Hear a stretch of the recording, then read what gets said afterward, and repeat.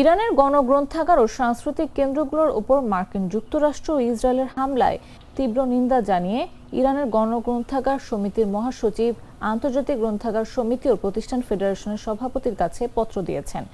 আইএফএলএ সভাপতি লেসলি উইয়ারকে দেয়া চিঠিতে গণগ্রন্থাগার সমিতির মহাসচিব আজাদে নাজার বোলান্দ জানান, প্রাথমিক প্রতিবেদন এবং প্রাপ্ত নথিপত্র থেকে জানা যায় যে 2026 সালের 7 এপ্রিল পর্যন্ত হামলায় দেশের বিভিন্ন অঞ্চলের 62টি গণগ্রন্থাগার ক্ষতিগ্রস্ত হয়েছে। বিশেষভাবে সাইয়েদুস সোহাদা হোসেইনিয়ে আজম জানজান এবং দেহলোরান বর্ডার রেজিমেন্ট ইলাম নামের দুটি গ্রন্থাগার সম্পূর্ণরূপে ধ্বংস হয়ে গেছে। আজাদে নাজার বোলান্দ বলেন, এই প্রতিষ্ঠানগুলোর যে ক্ষতি হয়েছে তা কেবল ভৌত স্থানের ধ্বংসের মধ্যেই সীমাবদ্ধ নয়, এটি আমাদের সাংস্কৃতিক ঐতিহ্য এবং সমাজের বৌদ্ধিক ক্ষমতার এক উল্লেখযোগ্য ক্ষতি।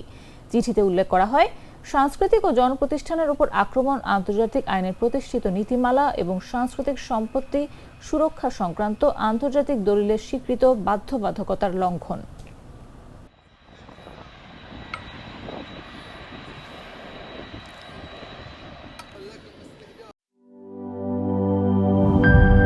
ইউরোপ, এশিয়া, আমেরিকা যেখানে যাই, বিশ্বের 145টি দেশে আজ ফ্রুটো পাই।